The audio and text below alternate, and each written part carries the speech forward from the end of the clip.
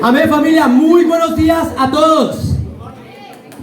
Qué increíble es poder adorar a Dios en el viaje hacia Dios. Amén. Es una de mis canciones favoritas y habla de cómo realmente nos estamos dirigiendo hacia Él. Amén. Y nosotros como discípulos de Jesús tenemos esa gran oportunidad. Tenemos esa oportunidad de ir hacia el viaje hacia Dios. Por eso como discípulos, nuestro mayor honor y más grande rol es poder conocer más de Jesús. Amén. Tú y yo podemos imitar a Jesús en el viaje hacia Dios. Todos los días un discípulo tiene el gran honor de tener un tiempo con Dios. Amén. ¿Quién tuvo su tiempo con Dios el día de hoy? Amén. Y para los que nos visitan el día de hoy, ustedes se estarán preguntando, ¿qué es eso? ¿Dónde pasa tiempo con Dios? ¿Dónde se están reuniendo para hacer eso? Bueno, básicamente un tiempo con Dios es tener una relación con Dios todos los días, donde puedes orar y hablar a Dios por medio de tu oración, pero Dios te habla a ti por medio de su palabra. No hay mayor honra que el poder tener una relación con Dios. Y diariamente vamos aprendiendo más de las Escrituras. Diariamente tú y yo tenemos ese gran honor de aprender de Dios y de la Biblia.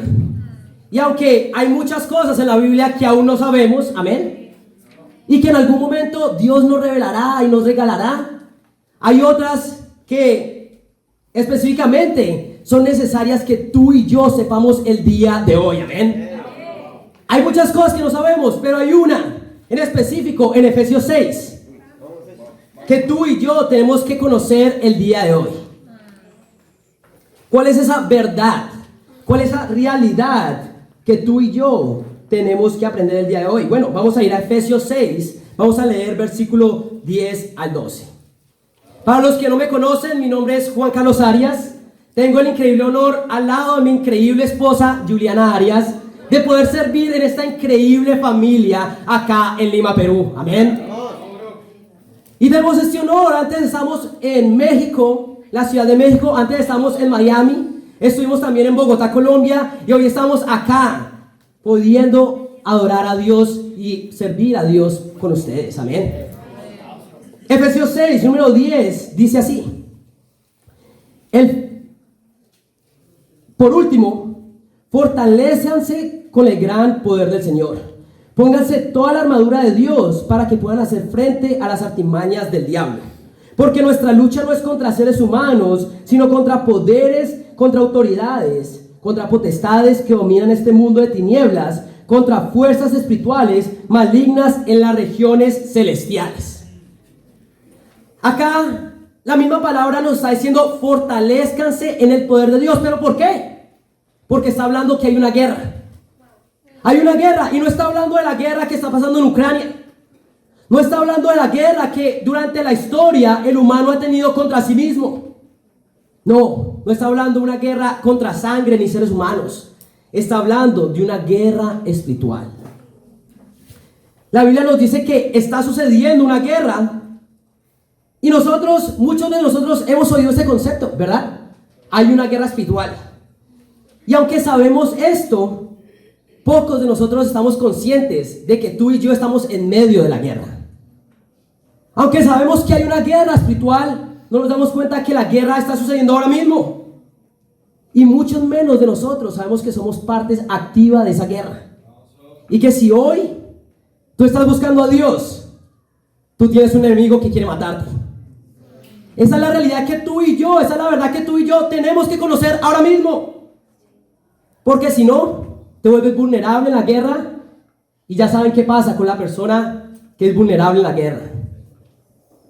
Hoy, familia, es tiempo de abrir los ojos a una realidad, que es la guerra espiritual que tú y yo hoy estamos viviendo.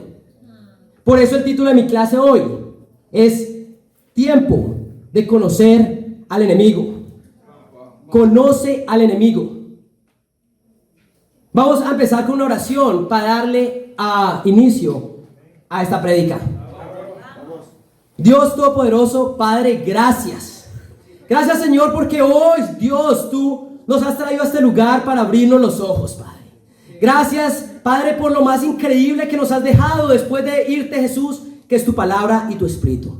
Padre, yo te pido que sea hoy tu Espíritu trabajando en cada uno de los discípulos y sea trabajando en los corazones de las personas que hoy te quieren conocer. Padre, que sea tu palabra hablando a nuestros corazones, porque al final, Dios, tú eres el único y son tus palabras las únicas que pueden cambiar corazones. Ningún humano puede cambiar corazones, solo tú, Padre. Yo te pido que la palabra hoy sea hablando hacia nosotros. Todo esto lo oramos y te lo pedimos y te lo agradecemos en el nombre de tu Hijo, nuestro Señor Jesús. Amén. Conoce a tu enemigo. Desconocer a tu enemigo en medio de la batalla puede ser devastador. Si no sabes las intenciones, si no sabes las armas y si no sabes las tácticas de tu enemigo en medio de la guerra, puede ser devastador. Te puede volver vulnerable y perder la guerra. En este caso, la destrucción total. Un gran ejemplo que a mí me deja entender un poco acerca de desconocer al enemigo es el coronavirus. Cuando entró el coronavirus, no sabíamos absolutamente nada de él. ¿Y por qué causó tanta devastación en medio de nuestras familias? ¿Por qué causó tanta devastación en nuestras vidas? Porque no conocíamos nada de este virus. Era un enemigo del cual no conocíamos ni su comportamiento, ni su movimiento, ni sus efectos. Y por eso fuimos tan afectados, el mundo entero fue afectado. Por esto, porque no lo conocíamos. Pero a medida que fuimos conociendo al virus, fuimos a hacerle frente con vacunas, ¿verdad? Cuando sabíamos de qué se trataba, ya pudimos hacer un frente con vacunas y también con medidas de seguridad. ¿Para dónde voy con todo esto? Entre más desconoces de tu enemigo, más daño puede hacerte. Conoces a tu enemigo. Estás consciente de la batalla espiritual que estás viviendo el día de hoy. Porque si no, eres un blanco fácil y vulnerable para él. Primer punto. Conoce las intenciones del enemigo. Conoce las intenciones del enemigo. Vamos a ir a Juan, capítulo 10, versículo 10. ¿Están conmigo, familia? Conoce las intenciones de tu enemigo. Juan 10:10. Durante la historia hemos visto personas completamente malas.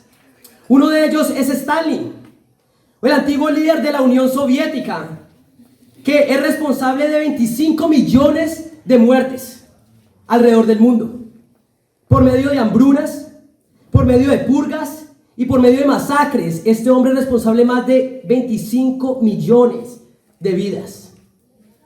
Todos conocemos a Hitler, un hombre que mató a 6 millones de judíos y a 11 millones de personas en total, por el simple hecho de ¿qué? De mantener la raza superior. Stalin lo hacía por poder. Todos estos tenían intenciones. Pero ahora tú y yo vamos a conocer de alguien más despiadado que Stalin y Hitler juntos. Vamos a leer en Juan 10:10. La escritura dice así: el ladrón no viene más que a robar, matar y destruir. Yo he venido para que tengan vida y la tengan en abundancia. Acá sabemos las intenciones de Jesús. Jesús quiere que tengamos vida, pero no solo vida, vida en abundancia. Y esas siempre han sido las intenciones de Jesús con tu vida. Amén. Pero ¿cuáles son las intenciones del ladrón? Robar, matar y destruir. La realidad es que nuestro enemigo es responsable de cientos y miles de muertes todos los días. Nuestro enemigo es responsable de familias destruidas todos los días. Nuestro enemigo es responsable de miles y miles de asesinatos al día. Este es tu enemigo. Este enemigo no es humano y no conoce ni el amor, ni la paz, ni la piedad. Él solo tiene una intención: robar, matar y destruir. ¿Conoces a tu enemigo? ¿Estás preparado para enfrentarte al enemigo que tienes el día de hoy? Porque si hoy tú tienes una relación con Dios, Él quiere robártela. Si hoy tú puedes decir que has nacido de nuevo, Dios quiere matarte. Este hombre quiere matarte, el enemigo. Si tú has llegado a construir alguna convicción de la Biblia y su palabra, El enemigo quiere destruirla. Esas son las intenciones del enemigo. La pregunta es, ¿estás consciente de esto? ¿Conoces a tu enemigo? Vamos a ver la primera de Pedro. Primera de Pedro, capítulo 5. Conociendo las intenciones del enemigo. En primera de Pedro, capítulo 5, número 8, dice así. ¿Están conmigo acá? Primera de Pedro 5, número 8, dice así. Practiquen el dominio propio y manténganse alerta. Su enemigo, el diablo, ronda como león rugiente, buscando a quien devorar. El mundo nos ha mostrado al diablo como este hombre rojo, con cuernitos, una colita y un tridente. Algo burlón y poco amenazador. Eso es lo que ha hecho el mundo con nosotros. Pero la Biblia y Dios no hablan del diablo de esta manera. La Biblia habla del diablo como un león rugiente. Y solo hay dos personajes que son comparados en la Biblia con un león: el diablo y Jesús. Son los únicos dos personajes en la historia que son comparados con un león en la palabra de Dios. Dios sabe quién es el enemigo. Dios lo compara como un león rugiente. ¿Por qué un león? ¿Por qué? Porque el león es indicativo de fuerza y poder. Dios sabe quién es el enemigo. Dios no se está burlando del enemigo. Dios dice, él es un león rugiente buscando a quien devorar. La pregunta es, ¿conoces a tu enemigo? ¿Sabes lo que es capaz el enemigo de hacer? ¿Estás a la vanguardia? En esta escritura, en esta escritura, el enemigo está buscando a quien devorar. Y si has visto History Channel o Discovery Channel, amén, ¿sabes por quién va el depredador? ¿Por el débil? ¿Por el más joven? ¿O por el que está aislado? ¿Por el que está solo? El enemigo anda como león rugiente buscando a quien devorar. Sus intenciones no son más que robar, matar y destruir. ¿Aún te estás riendo del enemigo? ¿O estás tomando acción? Uno de los mayores errores de nosotros como discípulos, un discípulo es una persona que aplica las enseñanzas de Jesús, para los que no saben. Un discípulo es quien realmente vive la vida que Jesús quiere que viva. El peor error de un discípulo es subestimar al enemigo. Lo peor que puedes hacer como soldado es subestimar a tu enemigo. Cuando te pones en situaciones que te distraen, que te debilitan y que te aíslan. ¿Cómo es una de ellas? El primer error. ¿Cómo sabes que estás subestimando al enemigo? No estás teniendo tus tiempos con Dios. El primer error, la primera cosa que sabes que estás subestimando al enemigo es no estás teniendo tu tiempo con Dios. No estás orando todos los días. No estás leyendo tu palabra todos los días. ¿Qué estás diciendo al no tener tus tiempos con Dios? Atáquenme. Soy blanco fácil, soy una presa fácil. No tener tus tiempos con Dios es saber que estás subestimando al enemigo y estás siendo un inmaduro espiritualmente. Presa fácil para el enemigo. ¿Cómo sabes? La segunda razón, ¿cómo sabes que estás subestimando al enemigo? ¿Estás dejando de venir a las reuniones o estás posponiendo tiempo de discipulado? O sea, no estás recibiendo ayuda. Te estás aislando. Si tú eres de los que tienen una buena excusa siempre para faltar a las reuniones o para posponer tiempo de discipulado, te has vuelto una presa fácil para el enemigo. Le estás diciendo nada más que soy débil y me estoy aislando. Ven por mí. Eso es lo que estás diciendo. ¿Cómo sabes que estás subestimando al enemigo? No estás haciendo discípulos. Yo pude ver esta semana cómo la falsa doctrina de unas religiones alejaron a un hombre de la salvación. Por las falsas doctrinas que ha venido aprendiendo por toda su vida. Este hombre no creyó la palabra de Dios y se retiró de estudiar la Biblia. Pero este hombre vive en pecado, vive acosado por sus responsabilidades, vive en una esclavitud espiritual. ¿Para dónde voy con esto? La única forma que puedes darte cuenta que hay una batalla espiritual es luchando la batalla espiritual. Cuando estás en la batalla y haciendo discípulos. Cuando ves el pecado de la gente y ves la destrucción que el enemigo está causando en sus vidas, te das cuenta que esto no es un chiste. Sabes que estás subestimando al enemigo cuando no estás haciendo discípulos, porque no te estás dando cuenta de la destrucción del enemigo en la vida de las personas. El no estar en la misión es ser ignorante a la guerra espiritual que estamos viviendo, y es subestimar al enemigo. La pregunta es, ¿estás subestimando al enemigo? ¿Cómo está tu vida hoy? ¿Cómo están tus tiempos con Dios? ¿Cómo está tu amor hacia los discípulos? ¿Cómo está tu amor hacia el perdido? No podemos subestimar al enemigo. Y es tiempo de abrir los ojos a las intenciones del enemigo. ¿Están conmigo, familia? Segundo punto. Conociendo las armas del enemigo. Ya conoces sus intenciones. No viene nada más que a robar, matar y destruir. Pero ¿cuáles son las armas del enemigo? Vamos a ir a Juan 8. Juan 8, versículos 31. Vamos a empezar acá. En Juan 8, versículo 31 dice así: Jesús se dirigió entonces a los judíos que habían creído en él y les dijo: si se mantienen fieles a mis enseñanzas, serán realmente mis discípulos y conocerán la verdad, y la verdad los hará libres. Amén. Acá estamos viendo las armas de Jesús. Amén. ¿Y Jesús qué quiere darnos? Bueno, Jesús quiere que conozcamos la verdad y como consecuencia conozcamos la libertad, ¿verdad? Al conocer la verdad, tú vas a ser libre. ¿Cómo vas a conocer la verdad? Siendo discípulo. ¿Cómo vas a ser discípulo? Poniendo en práctica las enseñanzas de Jesús. Pero ¿qué está diciendo acá? Yo quiero que ustedes conozcan la verdad. ¿Por qué? Porque esta misma verdad es la que los hará libres. Acá estamos leyendo las intenciones y las armas de Jesús, que es la verdad. Pero ahora vamos a hablar de las armas del enemigo en el versículo 44 del mismo capítulo.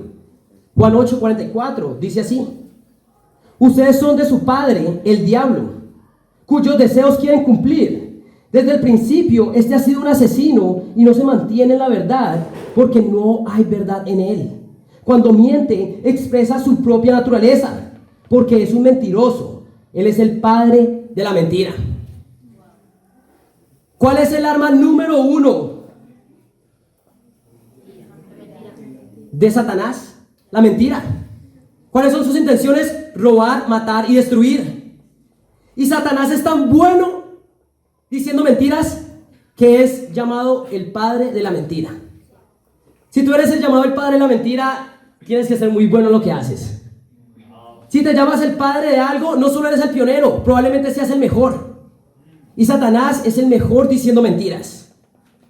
Pero ¿por qué es la mentira la arma de Satanás? Bueno, porque si la verdad te hace libre, la mentira te esclaviza. Eso es lo que quiere hacer el enemigo: robar, matar y destruir. ¿Cómo lo hace? Por medio de la mentira. Pero ¿cómo Satanás nos engaña a nosotros? Bueno, ¿cómo? Una de ellas, disfrazando la mentira como si fuera verdad. Disfrazando la mentira como si fuera verdad. Muchos en este mundo creemos que, yo nunca voy a caer en la mentira de Satanás. Muchos creemos que la mentira es obvia. Muchos creemos que la mentira es fácil de distinguir entre la verdad. Muchos creemos que podemos distinguir una mentira de una verdad. Pero realmente no tiene sentido. Si quieres crear una mentira realmente espectacular, ¿qué tienes que hacer? Hacerla lo más parecida a la verdad. Por eso es que hay falsas doctrinas allá afuera. Por eso es que hay falsas iglesias. Porque la mentira es muy parecida a la verdad. Y esto lo sabe el enemigo. Por eso es el padre de la mentira. Amén. En Génesis 3:1, no tienen que ir allá, pero la pueden notar. Dios dice que la serpiente era más astuta que todas las criaturas de la tierra. Satanás no es estúpido. Satanás es bastante astuto. ¿Más que nosotros? Sí, más que todos nosotros. ¿Es la realidad? ¿O por qué crees que Dios dice en la Biblia en Proverbios 3:5, confía en el Señor de todo corazón y no en tu propia inteligencia. ¿Por qué? Porque no somos muy inteligentes. En la realidad, tú y yo no somos muy inteligentes, o al menos no más que Satanás. Y muchos creemos que sí lo somos. Es insensato creer que eres más inteligente que el enemigo. Mentiras que lo usen, parecen como verdad y suenan muy bueno. Es sí a Dios, no a la iglesia. El mundo religioso, los chicos de ahora que no creen ya en Dios, dicen, ok, yo sí creo en Dios, pero no en la iglesia. Suena bien, pero es incorrecto. Es una mentira. Esto espiritualmente no tiene sentido. En Colosenses 1:18, vamos a ir allá. Colosenses 1:18, la Biblia dice así.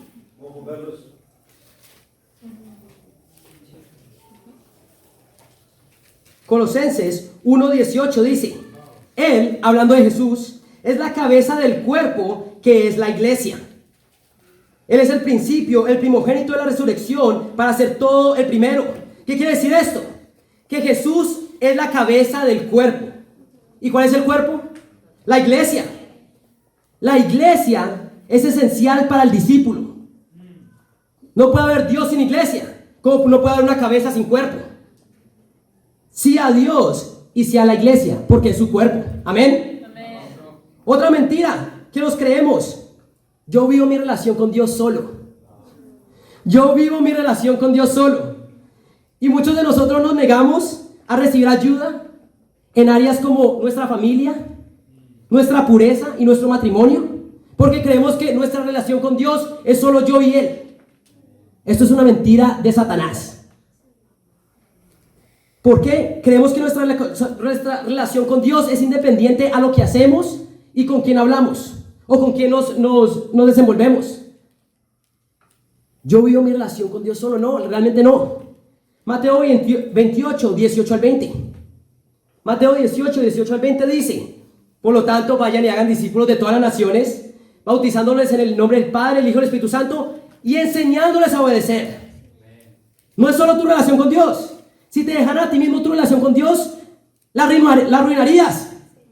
Por eso Dios nos dice, enséñeles a obedecer. Tu relación con Dios, no solo tú solo. Ese es de esta persona que te enseña a obedecer. Santiago 5:16. Por eso, confiésense sus pecados unos a otros, para que sean sanados. Si tú no estás confesando tu pecado, si tus hermanos no están orando por ti, es necesario. Y tienes que dejar de creer la mentira que tu relación con Dios es solo tuya. Nos afecta a todos, porque eres parte del cuerpo. Primera de Corintios 12:21. Dice, ¿cómo puede decirle el ojo a otra parte del cuerpo, no te necesito? Tú tienes necesidad de tus hermanos y tus hermanas. La pregunta es, ¿estás pidiendo ayuda? ¿Estás pidiendo ayuda en tu pureza? ¿En tu disciplina? ¿En tu familia? ¿En tu matrimonio? ¿Estás pidiendo ayuda o estás creyendo la mentira de Satanás? Que es solo yo y Dios. ¿Tu relación con Dios es personal? Sí. ¿Es una relación con Dios personal? Sí. Pero la vives con tu familia y con tus hermanos. ¿Amén? Sí. Segunda forma en que Satanás nos engaña, haciéndote creer que eres libre cuando no lo eres. Si la verdad te hará libre, la mentira te hará un esclavo. Pero en el mundo hay personas pecando todos los días, creyendo que son libres. Que me gustó este hombre, esta mujer, y voy a tener sexo prematrimonial con él. Yo puedo escoger, yo puedo, lo voy a hacer. ¿Que quiero pasarla bien? Bueno, voy a consumir drogas y alcohol. ¿Por qué? Porque puedo. Porque soy libre de escoger lo que quiera. ¿Que quiero conseguir algo? Simplemente miento, porque puedo. Y el enemigo hace creer a estas personas que ellos son libres de escoger. No, la libertad viene en el poder escoger. ¿Qué quiere decir? Que aun cuando te sientes tentado y quieres ir a las drogas, al sexo, a la pornografía y a la mentira, escoges no hacerlo y puedes hacerlo. Esa es la diferencia en el mundo. En el mundo las personas quieren dejar de hacer lo malo, pero no pueden, porque son esclavas del pecado. Muchos de nosotros hemos pasado por eso. ¿Cuántas veces quisimos ser puros antes de conocer a Dios? Y pasaban una semana y no podíamos después. ¿Cuántos queríamos dejar de decir mentiras o dejar de engañar a nuestras parejas? pero no podíamos. ¿Por qué? Porque éramos esclavos del pecado. En el mundo las personas no tienen la oportunidad de escoger, por lo tanto no tienen libertad. Libertad es poder decir no al pecado, aunque te sientas tentado, aunque yo desee en mi corazón y mi cuerpo quiera ir allá. Hoy tengo el poder de decir no. Amén. Eso es libertad, amén. Dios nos trae por medio de su verdad libertad. Hoy tú puedes escoger y puedes escoger no hacer, inclusive lo que está mal y lo que está bien. Pregúntate el día de hoy, ¿qué tan libre eres? ¿Qué tan libre del pecado estás hoy? ¿O qué mentira estás creyendo de Satanás? ¿Qué tanto dominio propio y fuerza de voluntad estás teniendo hoy? Y si te falta algo, te falta la verdad, porque la verdad te hará libre, amén. Satanás es el padre de la mentira y él sabe usar sus armas. Él sabe lo que está haciendo. El enemigo quiere convencerte de que la mentira es verdad y que la verdad es mentira. Él quiere convencerte hoy que la libertad es esclavitud.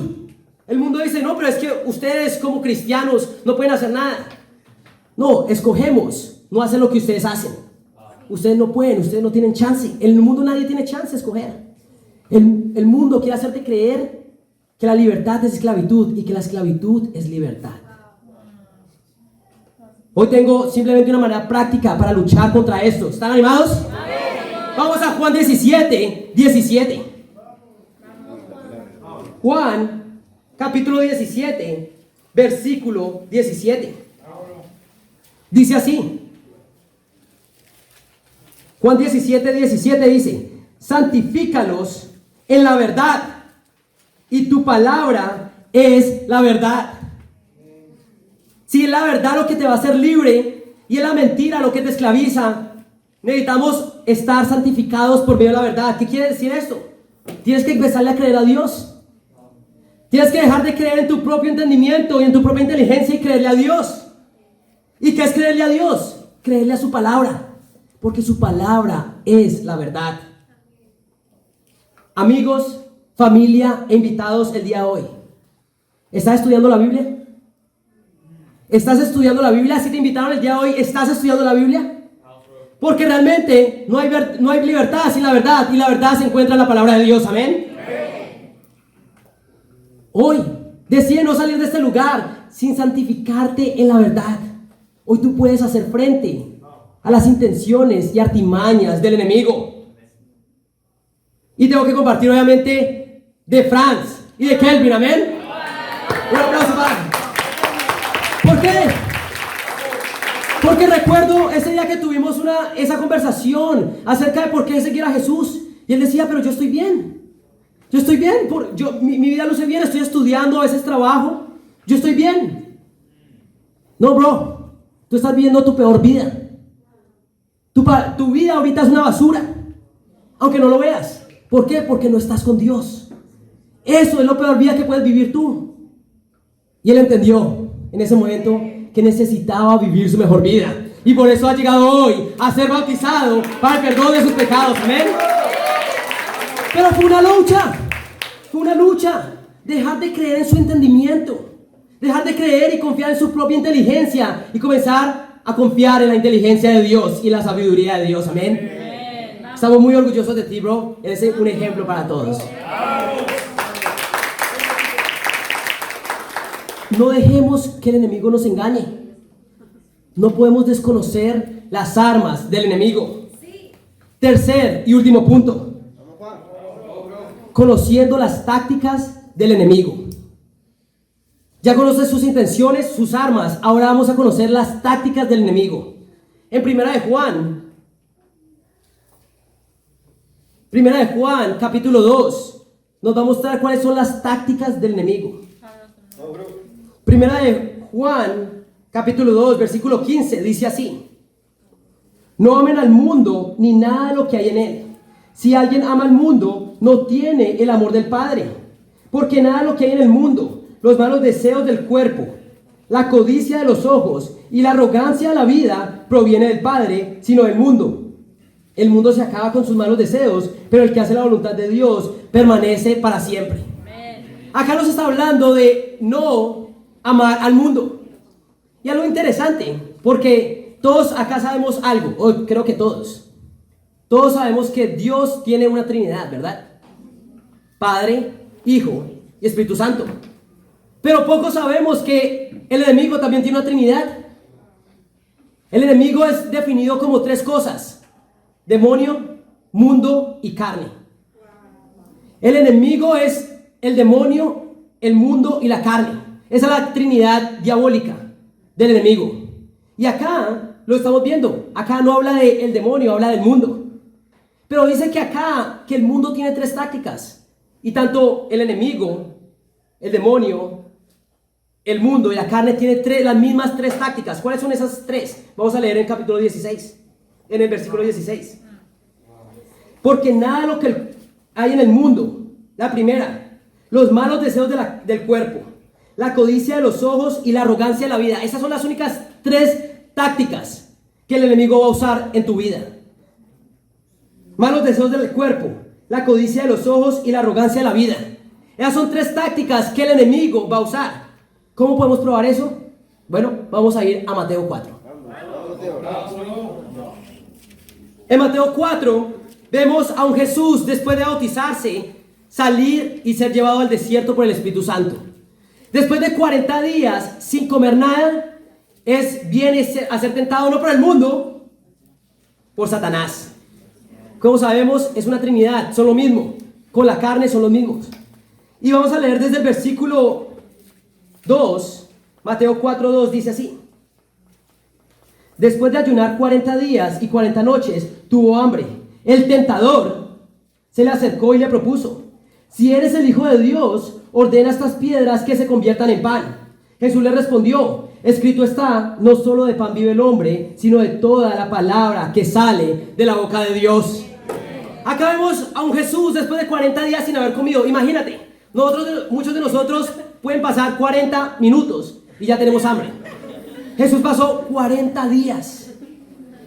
Se le acercó el enemigo, el tentador, es llamado acá, y le dice: haz que esas piedras se conviertan en pan. Deja ya tu ayuno. Rompe esa promesa que estás haciendo. Eso es estúpido. Come, porque tú puedes.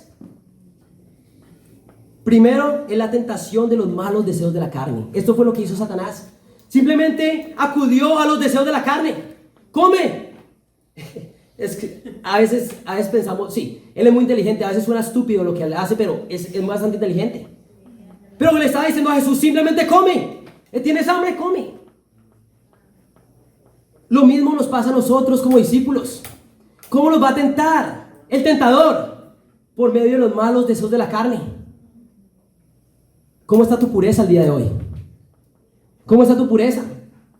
La verdad es que si estás teniendo victorias en tu pureza, no va a pasar mucho antes de que llegue el tentador a decirte: mira esa mujer, ese hombre tan lindo.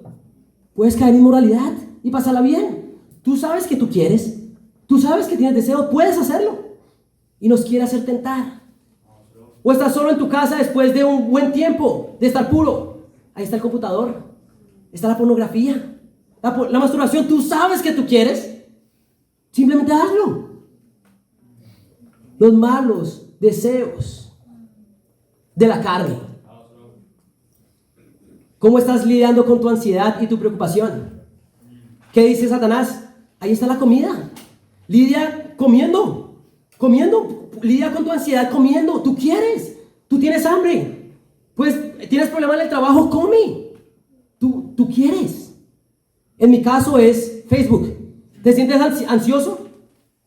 Métete a Facebook y no hagas nada. No hagas nada por solucionar el problema. Métete y siéntete bien mirando Facebook, haciendo así por 30, 40, 50 minutos, mientras se te quita la ansiedad.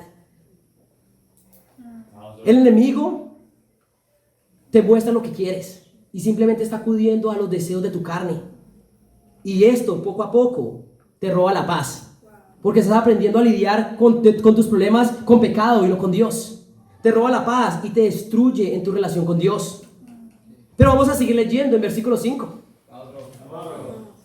Capítulo 5, versículo 5 dice así: luego el diablo lo llevó a la ciudad santa e hizo que se pusiera de pie sobre la parte más alta del templo y le dijo: Si eres el Hijo de Dios, tírate abajo, porque escrito está, ordenará que sus ángeles te sostengan en sus manos para que no tropieces con piedra alguna. También está escrito, no pongas a prueba al Señor tu Dios, le contestó Jesús. ¿Qué está pasando acá? Que el demonio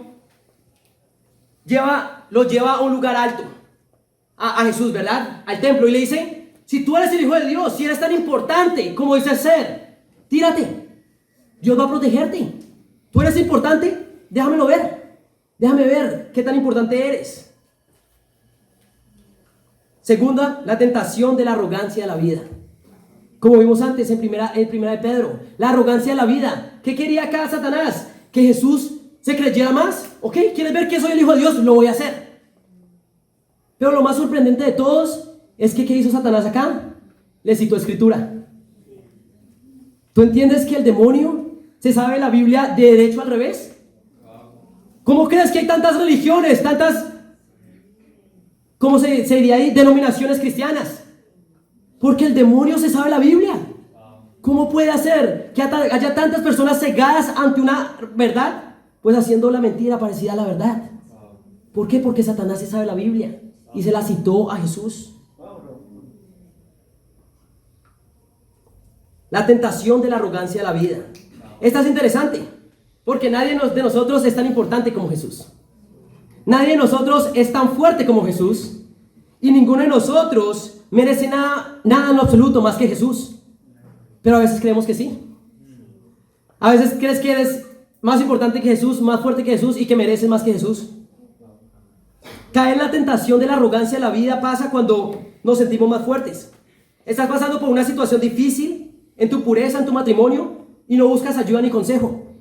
Yo puedo solo. Qué arrogancia, ¿no? Jesús no escogió eso. Crees poder solo. Cuando caemos en pecado y no somos abiertos con nadie. Ok, esto simplemente es entre Dios y yo. ¿Por qué alguien más tiene que saber? Y caes en la arrogancia de la vida. ¿Cuál es el pecado que Dios aborrece y que Él rechaza? Él rechaza a los orgullosos. Exactamente, Dios te va a rechazar al caer en la arrogancia de la vida.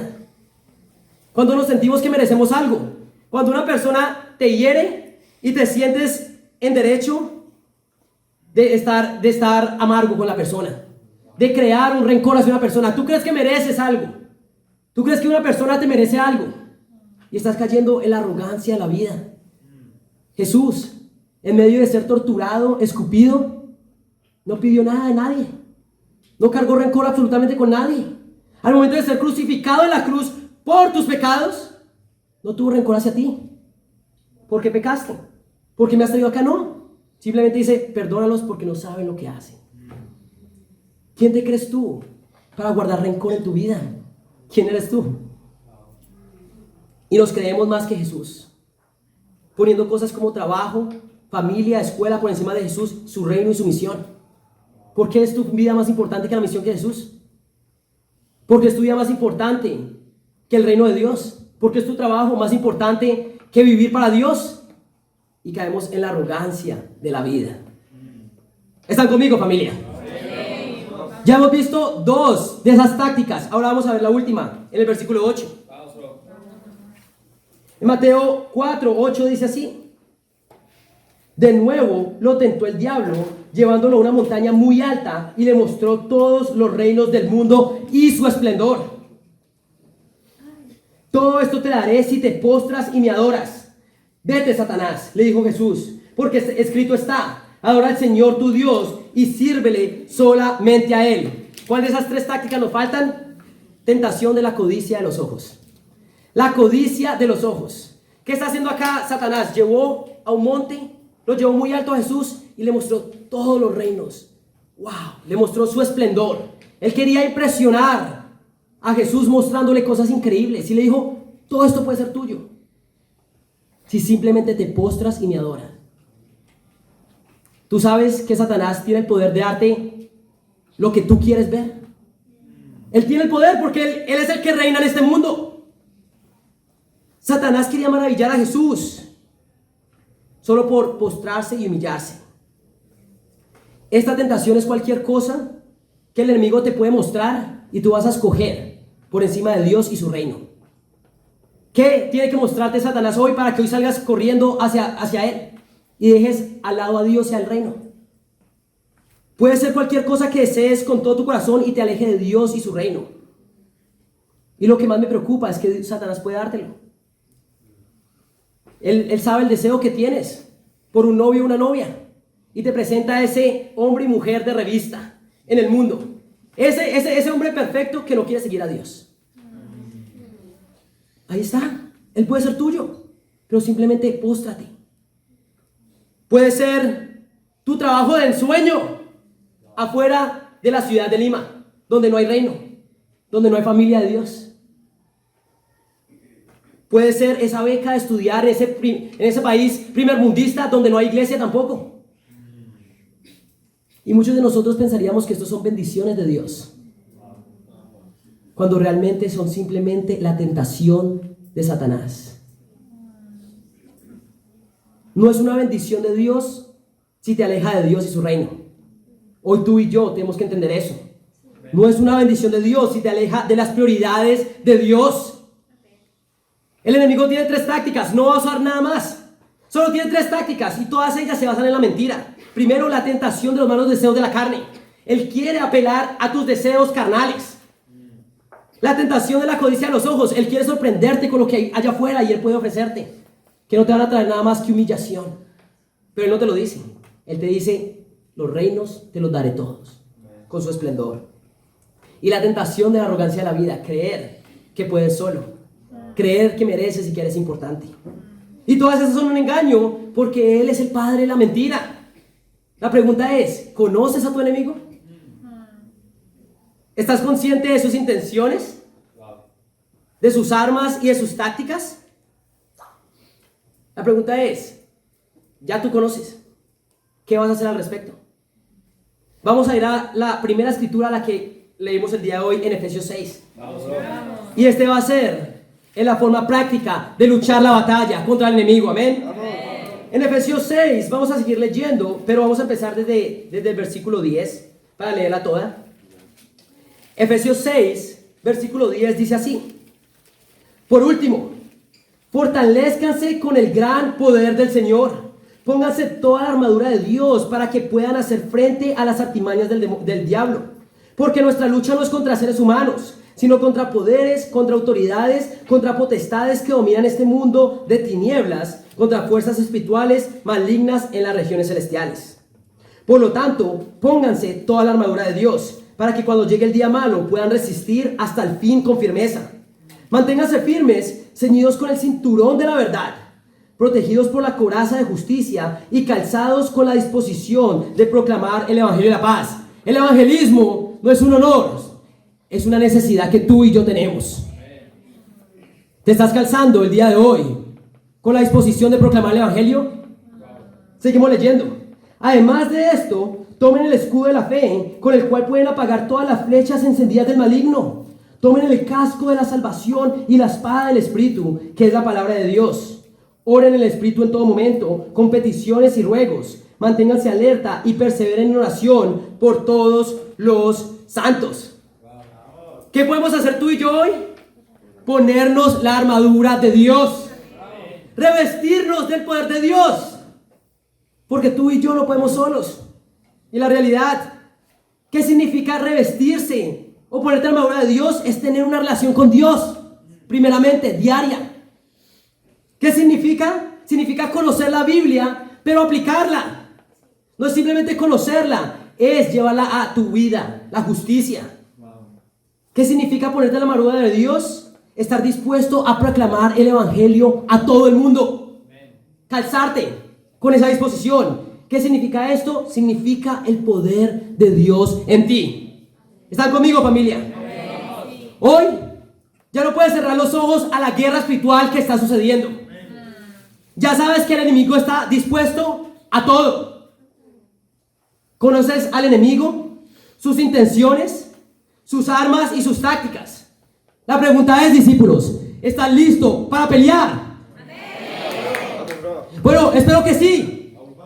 y que para Dios sea toda la gloria.